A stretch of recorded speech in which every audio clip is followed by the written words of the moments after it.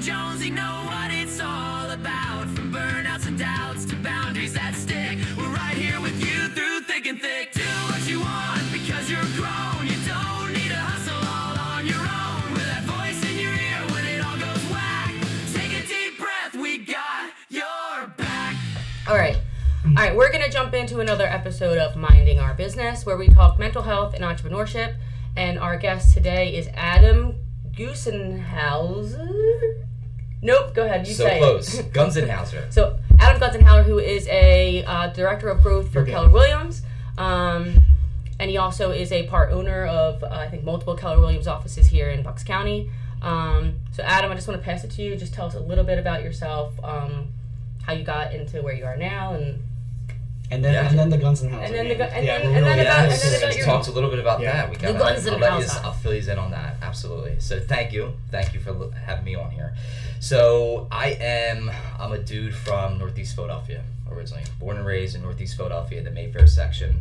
Grew up in the Catholic school system, St. Matt's into Father Judge High School, and went to Temple Community College, Temple University. Went in for accounting. And thought I was going to do accounting the rest of my life, and kept failing the CPA exams. Kept failing it and failing it. I didn't know that. Yeah, oh yeah. I Could not pass it. Wow. And did that for about 4 years. Worked in like small accounting firms, and then realized since I keep failing, is happiness going to come with this? Realized, long story short, it's not. So at the time, my fiance at the time had her real estate appraising company with my brother-in-law, who is now one of my partners in the businesses with Keller Williams, Justin Gall.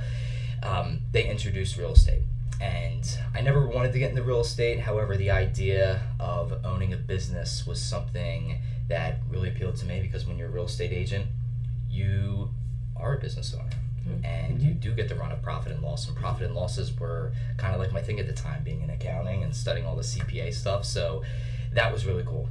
And got into real estate in 2015 when Keller Williams Newtown had reopened. John McClintock and Paul Allen had reopened that office, and that was fun. That was electric. It was, first year in real estate. I was rookie of the year. I actually joined 2016. Keller Williams Newtown opened 2014, but so 2016, rookie of the year 2016. Do you have the trading card? Can you get it signed? For a signed Adam Rookie of the Year card. I can do that. Yeah, it's got your stats, how much you produced. Oh, that's actually a really cool idea. Yeah. Do they give one like a little card that has your? They should go like trading cards. Bring that out. That's cool. That's a cool on me. idea. That is a great idea. That is a great idea. That's the first thing that sparks me. That's a good idea. I like that a lot. Yeah. Yes. So, catching on to that, no card, but I will. The next person this year that wins that, I will give you a shout out for that. All right, well, can you do this? Can you give us your stats from that year? The best. It's probably. It was 12 transactions. Okay. In 2016. Sick. 12 families that helped. Yes. So there was that, and then I was very enthusiastic around building business. Mm-hmm. In the office, I was running committees and communities around lead generating. So we would have power hours in the office where we would phone call people. I was a big cold caller at the start, being from Northeast Philly and then coming out to Newtown. I didn't know anyone, so I was doing a lot of phone calling and practicing. Aside from Justin being big in my career, Larry Minsky was big on me from his style of lead generating. Debbie Spalder was a big person as well. So got to learn from those people. And then 5 years later, John McClintock came to me and said, "Hey, you know what? I always had a feeling that you would be very good as a leader for all the things that you're doing for agents. And would you like to get into leadership?" So I explored leadership, and then that was the decision that I made, and that was it. So 2020 became the leader for Keller Williams Newtown, and started in February 2020. Then the pandemic hit, and I got to learn how to run a business and all that during the pandemic, which was a lot of fun, while having my second child born during the pandemic. So did a lot of fun at Keller Williams Newtown from 2020 to 2023. And then there was an opportunity at Northeast Philadelphia, Keller Williams Northeast Philadelphia, Jenkintown, where the owners were seeing what we were doing out here and there was an opportunity for us to buy their business, which we did, and now I am part owner with John and Justin at the Northeast Philadelphia office. So director of growth for those 2 market centers, that being Northeast Philadelphia Jenkintown and Newtown Yardley, and only owner at the Northeast Philly office. A lot going on. What is the director of growth? Is that on the strategy side? Do you still do that coaching aspect to that? What does that mean, and what does your day-to-day look like? Yeah, so director of growth, so I really boil it down to 3 things that are my primary job, like my 20%, so to say. It is growing the office with recruiting agents. It's also consulting the top 20% of the agents in the office. I see. So there was a qualifier there that yes, they have to be top 20% in production, I assume, right? Yes. Well, I mean, the way we have it leveraged out, because Keller Williams can attract a lot of real estate agents, and the way that we want to position ourselves as leaders is we want to consult around the top agents. So you'll see, like Jess, you'll see at our brokerage, we have it leveraged out where there's a productivity coach that's going to be hanging around the new agents. So I am not hanging around the new agents so much. Sure. You know, I'm seeing them in the hallway, engaging with them, whatnot. However, sit-downs, one-on-ones, I'm consulting with the top 20%. And somebody else is in that role that's coaching the noobs. That's right. The future rookies of the year, hopefully. That's right. Yeah. Yes, absolutely. Yeah. So that's how that's leveraged out, and then so it's attracting talent, consulting the top 20% in the office, and then the third one is creating a world-class training and education calendar for the agents that are in the office. And that's the 3 primary things that I do. I like, there's a mix of other things that I do. I like to interview agents a lot, as we had a good interview last week. God. It's pretty embarrassing for me. I'll tell you about it later. Like a role-playing type of interview? More of an interview. Hey, what's winning? So at the start of January, I'm looking at the agents that had like good years in 2025 compared to 2024, and I'm looking at growth, volume, and units. So she hit the radar for that. She had great growth in 2025. Yeah. So I called her up and I said, listen, I want to have an interview with you just to kind of learn and see what you did. And what I do is I take these wins that people are having and I communicate that to the market center. Almost becomes a framework you can then deploy to others. Yeah. Yes. Yeah, absolutely. And I get that framework from Keller Williams International. That's all they do. Oh, okay. So like the top leaders, they consider themselves as interviewers, which is a pretty... I heard it like 2 years ago. They, our vice president, I was down in Austin, Texas, and he goes, guys, who am I? I just want to tell you real quick. I am an interviewer. That's all I am. I hang around the top 100 agents in the world at Keller Williams, and I just interview what they do, and I communicate to all you guys on how to communicate it to your market center. I love that. I might take that angle on one of my next intake calls in my business. Yeah. Because I frame myself in marketing as, like your counselor, like a fiduciary, right? But I might try one. It's like, I'll be your interviewer. There you go. See how it goes. I test everything. So I'm disarm. If you were telling me that would disarm me, I'd be like, oh, okay, you're not gonna interview means like, okay, I get to brag a little bit about myself. It's more of like a bio on me. Yeah. That's a great framing of it. Cool. Yeah. All right. So let's go back to 2016. What was your cold call pitch? What was that script? Oh boy, it was. I want to jump in and say that Adam is a savage cold caller. Yeah. And I want you to follow up by saying, how do you have that mental strength to call and like have people like be like? I'm assuming it doesn't faze you at all. If someone gets on the phone, they're like, "F you, Adam," you're just like, "Ha!" Like, how do you just let it go? Yeah. Like, it's like a mental toughness. So believe it or not, when you stay consistent with it, and I'm not always the best at staying consistent with it. When you stay consistent with it, you get into it, it doesn't faze me so much. However, I still get nervous with them from time to time. Yeah. I still do, yeah. And that nervousness is kind of like, I guess I'm callous to it now, where it's, it is what it is. I got too much going on in the world now, in my life and personal life, where it's not like I'll think about someone cursing me out on the phone or whatever at nighttime. But yeah, so, it's funny. I think about things when I was younger that could be the reason why I do that stuff. So starting, at an early age, I was collecting, I was delivering newspapers for the Northeast Times. I did that for like 2-3 years, and I started when I was maybe 11, 12 years old. You gotta get up before school, right? So I didn't have to not before school. My husband Joe got up before school, did papers. So there was 2 types of papers in Northeast. It was either Northeast Times or News Gleaner. Mm-hmm. So I don't know if you remember which one he did by any chance. Oh, well, Joe's a suburban kid. So he probably did the Bucks Courier. Yeah. Yes. That's what we had. Yep. Yes. Yep. So Then you go around collecting. yeah. After And then school. it was always Wednesday where they would deliver stacks. And so I grew up on Chippendale Street in Mayfair. So it was 3 row home blocks, and I lived on the 3rd row home block. So I was responsible for that block, for delivering the papers, and then once a month knocking on doors and collecting for contributions for the paper. So when I think about that part of collecting and contributions, I always had like I hate to say it these days, but it was like in the 90s, like, you know, salesmen weren't really frowned upon, salespeople weren't really frowned upon, but I had that, like, you know, that demeanor, knocking on the door, stepping on away. Good morning, sir, collecting for the Northeast Times. Good morning, man. Like, I had, like, the proper professional, mature, like, type of terms of, like, calling people that. So, and just being a hustler, just going on every door, knocking on every door. And the row homes, especially on the 3400 block, I remember every corner house was a triplex, and I would hit the 3 doorbells, and no one would ever. Oh, wow. Yeah, no one would ever answer. What if they all answered at once? You get Th- free that's- sales. That's good. Free sales. That's absolutely. But these are existing customers, right? They're no, they're not existing customers. It was. I think Northeast Times is a free paper that they deliver to everyone. So they would sell ads and then rely on contributions. Okay. Yeah, Sure. Exactly. You're right. And then it would be at the time people would give $1. That's it. Got it. So the way that it would work is the number of what you collect, you get to keep half at them, and then the half gets remitted to Northeast Times. So that was like an entrepreneurial thing at the time. So long story short, I think it was just constantly knocking on doors, knowing. And it's hit me now. I guess I did have that entrepreneurial, like that was like an entrepreneurial thing that was introduced to me at I was that gonna time. say. I didn't think of that. Yeah, part. I was really like, wow, because like as soon as you said it, I'm like, I need to take my daughter door knocking with her Girl Scout cookies because I want her when she's older to like already be comfortable. Sure. Yeah.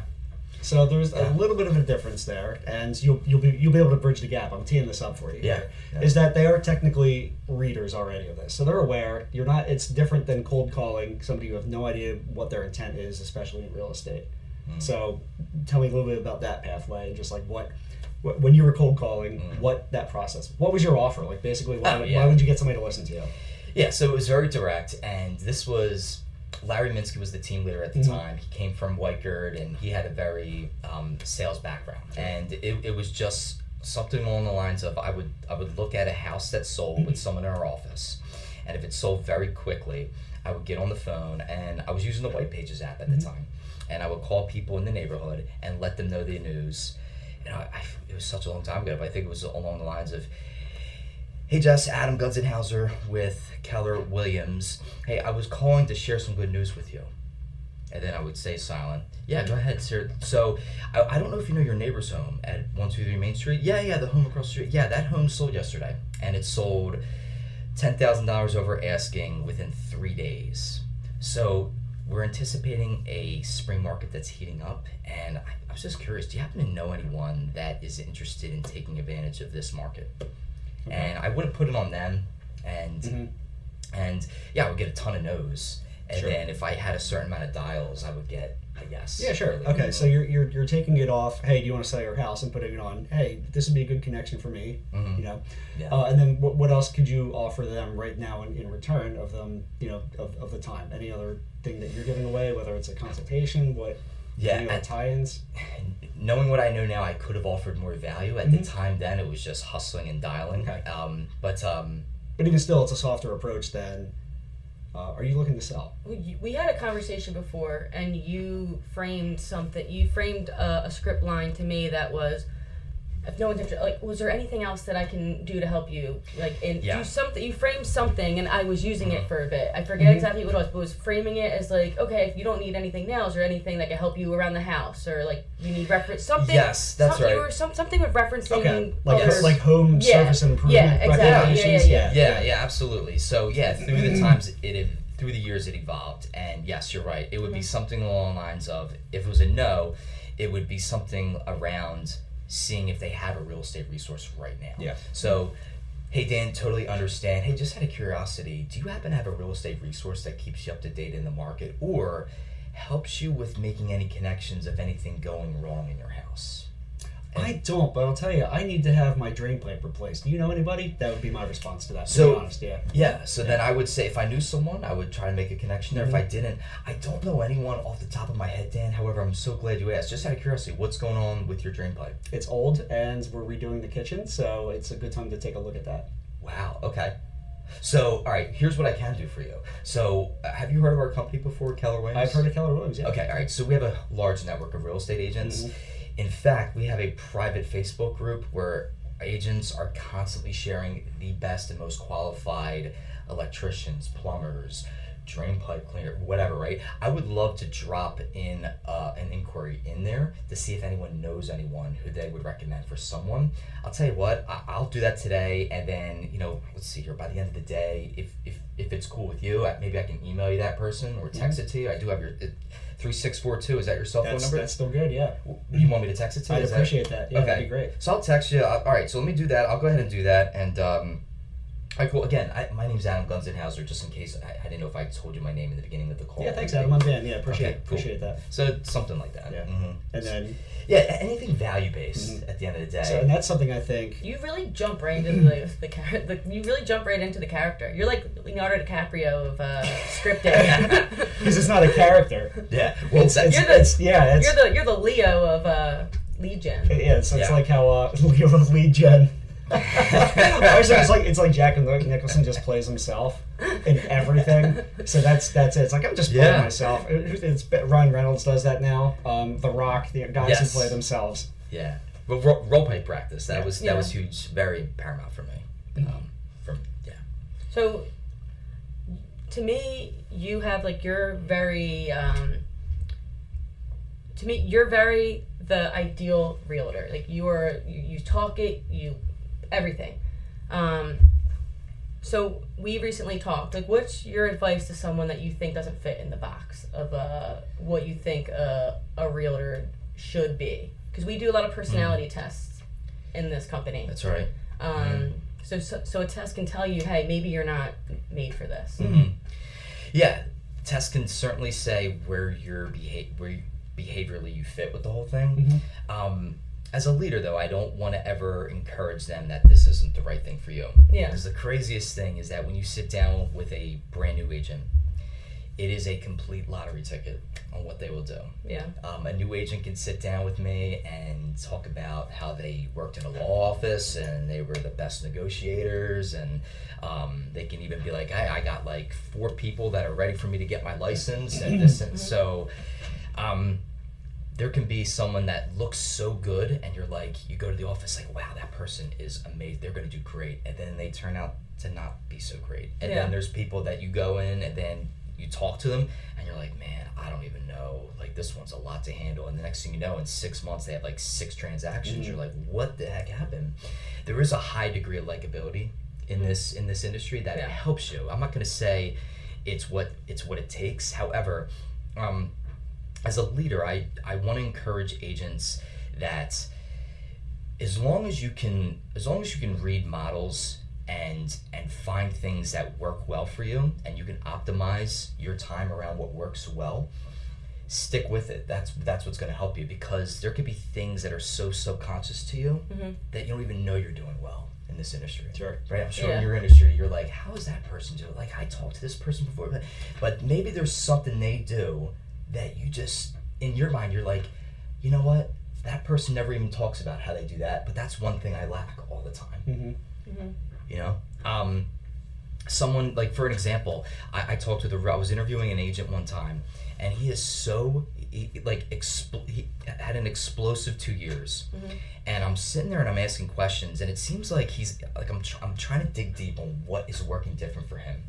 And then I couldn't find anything. Then finally, he says something along the lines of, this last one I asked, after inspections, if they knew someone, blah, blah, blah. Well, no, he goes, I asked someone during the transaction if they know anyone, if they can use me. And then I was like, okay, how often do you ask people in the transaction? He's like, oh, I'm always doing it. Okay, so part of the process, and then it's got returns because it's part of the process. If you don't ask, you don't get the yes. Yes. So very nice guy, and he's not salesy. He doesn't make cold calls. He gets business by sphere of influence, which over the years, cold calling is cool, but sphere of influence is the way to go. Right? It's all warm leads and high intent. Yep. Totally. So with him, it was more of Adam.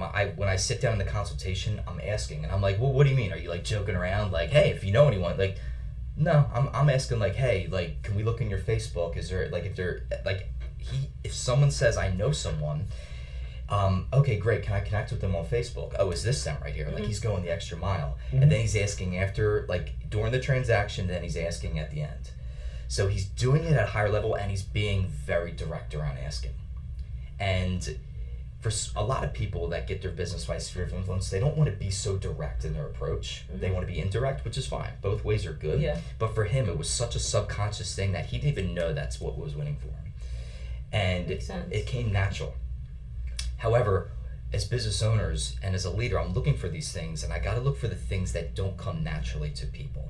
So when I sit down with someone and they're asking, hey, I want to get more business, I could bring up this agent, a great guy, his name's Tariq. I would say, hey, here's what he does. And maybe they feel, oh, well, I don't know if I can do that. That's not me. Yeah. That doesn't feel me. It's salesy or whatever. Okay, but in order to break through glass ceilings, there's got to be a little bit of an unnatural, uncomfortable zone. I realize there's a couple ways to do it. One is the direct outreach, right? That is the more sales process oriented, and my position on that is, if you're comfortable, learn to get good. If you don't want to do it, then don't do it. And craft ways to become that circle, that sphere, that center of influence with these ancillary activities, meaning, hosting events, doing charity.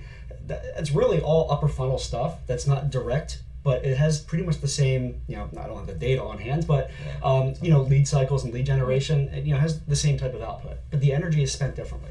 It takes a lot more to put on an event, or to, do something with charity, or, whatever, be the connector, right? Have this personality be the influencer, if you want to use that word, but the thought leader of a particular area. It's a lot more effort than it is to cold call, but the type of person that thrives on that experience, it's effortless for them compared to cold calling, and then vice versa. The person who's good in that one focus, they're not going to be, you can learn and practice to be decent at anything, but my position is, if you don't want to, then don't do it. There's usually a different path to get that way that's conducive to your personality and skill set. Yeah. Well said. Probably to your point, like, I'm hearing a lot of personality driven philosophies, but then also analytical because of the CPA background. Right? So completely transferable. If you can look at P&Ls and find trends and look at markets, look at whatever, it's charts going up and down is what it is.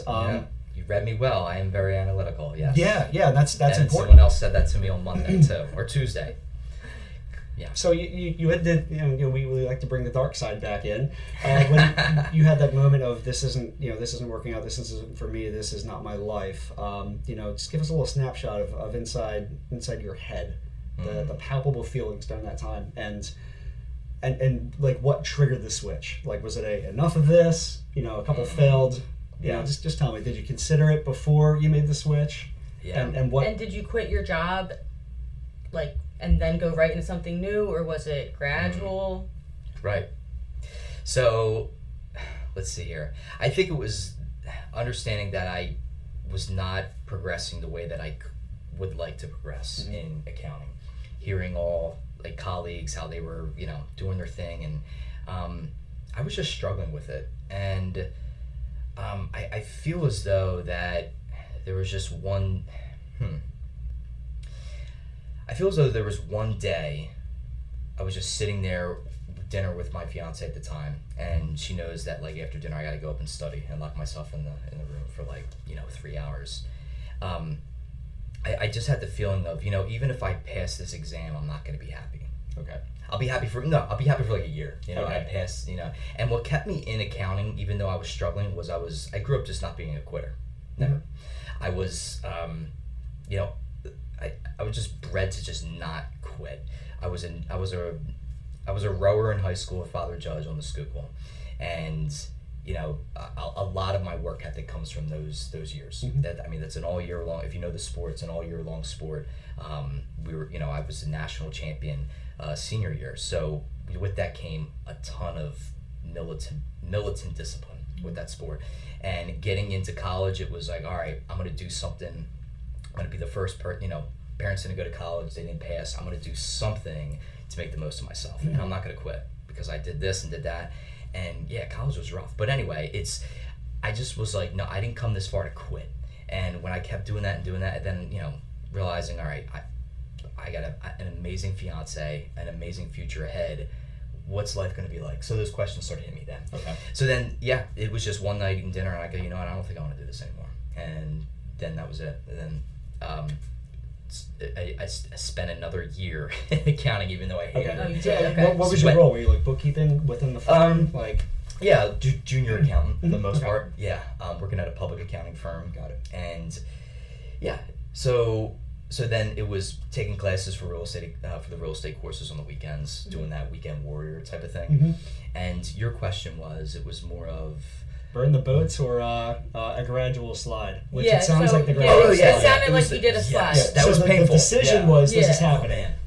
but Yes. you said you worked. And my for heart a year. wasn't in the office. My heart wasn't in the office, Okay. but it was like That's my style. yeah, it was there. But then I remember I left right in January, right before tax season when the storm hits. Ooh. So it's a tough time to tell Tough for your them. employer. That's Yeah. a them problem. Yeah. And Oh, as yeah. business owners, that's always going to be an us problem. Is somebody leaving at a bad That's time? right. It's not a bad time for them. It's bad for me. Yeah. Mine was not gradual. No. I remember I just left, and she came outside. I was just I was really good at my job, and I feel like I always care more than other people. So like I was like a hustler. Mhm. Like I was like the best. I was the best. So I remember I just got up and like left. I was doing real estate. I lived in Jersey, so I was driving from Doylestown to Cherry Hill doing classes from I think it was like 6 to like 9:30 at night, and I wasn't getting home till like 11. So I kind of got my license. We had our first rental, so we had like a little bit of like cash flow that I had my student loans and I had like my car, and I was like, okay. I just walked out, and then she came and got me, and she was like, "Are you sure you want to leave on this note? Like, don't you want to use this as a reference, like if or anything?" I was like, "I'm never working for anyone again." And then I left, and I called Joe, Wow. and I was on a high. I was like, Yeah. "Ah," and I feel like Joe was just. He wasn't as on a high as I was because, I just quit my job. Right. Yeah. But He's it a ended pro. up working out. But I don't think people should do it that way. I don't either. But- I literally wrote the Yeah. book called Fire Your Boss. Yeah. And I recommend that people don't do that unless they already have the secondary, the backup plan, the side hustle already started. Okay, fire your boss. Yeah. I did not know. Okay. Sorry, I didn't Yeah. mean to promote That's a great. myself. I mean, have- that's I like to say I wrote the I book have on the Fire Your book. Boss, and I I have did the it book. just I'll show because you I it. did. yeah. Okay, I gotta learn more You about should that write a book. book. Just so you can say, I wrote the book on that. You got my It's full a attention when you yeah, said it's that. I a was fun. like, what? It's just a fun, like authoritative, like card to play. Yeah. I love wrote it. the book You on just that. played it very well. Very smooth. Yes. He really Yeah. did write a book. Mm-hmm. This dude. It's true. I didn't mean to make Yeah. it all about me or you It's guys, always but about it's you. very topical. Yeah. Firing your boss. Yeah. It's a big theme of what we talk about with Right. mostly everybody. So then, what would you say? You know, somebody's in that mindset right now. They're not feeling it. They spend a lot of time in this skill. Objectively, we know everything you did as an accountant is transferable into real estate. A lot of it directly. Mhm. But what would you say? What would you tell somebody to do right now If they were unhappy in with their, that questioning part? Yeah, I'm sorry, in the questioning part where where you said, "Is this the right path for me?" Oh, okay. Not your direct Yeah. words, but Yes. No, you're good. Let's see. I would say confide in any type of relationship that you have, and lean heavily on that person to vent out everything you're feeling. So don't withhold anything. Okay. Do not withhold anything. So my fiance played a huge role in me to just vent out everything. Would tell her everything. So you got, and it's got to be something you feel extremely comfortable to tell, like all the things that you struggle with. Like for me, like, and not to get derailed from this, but when people talk to me, sometimes it can go in one head and out the other. That's just me. It's just, I don't know what it is. I struggled academically listening to people for years and years. It's just who I am. Sometimes I can just lock in if it's something of interest that I really do. I do very well in one-on-one conversations. Two-on-one, not so well. But no, I'm just kidding. But I would say confide heavily in a relationship so you can vent out and for someone to hear you. That's the most important thing. And then find an inspiration somewhere of something that you gotta constantly think about that future version of yourself. I think everyone's always attracted to that better, and it's always a better future version of yourself. And to kind of think about the urgency of, okay, if I stick here, I'm gonna be, I'm 38 years old right now. In a year from now, I'm gonna be 39. That's 1 year away from 40. That feels weird. Okay, I'm still at my job. How do I feel about that? Okay, my kids got 1 year older, so they're 8 and 6. Geez, okay, what if I'm there for 3 more years?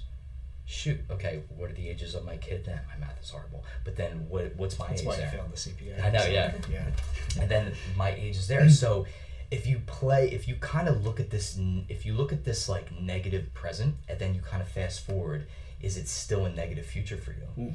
So that played in very well. And it kind of tied back to my decision making, that where it hit me like, I'm going to pass the CPAs, I'll be very happy, only for like maybe a year at the most. And then what? At the most, yeah. Then what? And then that's it. So, yeah, that's what it is. Got it. Air it out, vent it out, find a confidant and air it out. Yeah. That's a great first step, especially when you don't know what to do. Yeah. Because one, airing it out, you'll hear yourself talking about it versus it being inside your noggin of an echo chamber, and then you'll get the outside perspective, which is the first step towards clarity. Yeah. Yes. So what's next on the horizon for you? Since you never settle, you're always improving, and what's to look at future Adam. Yes. Okay.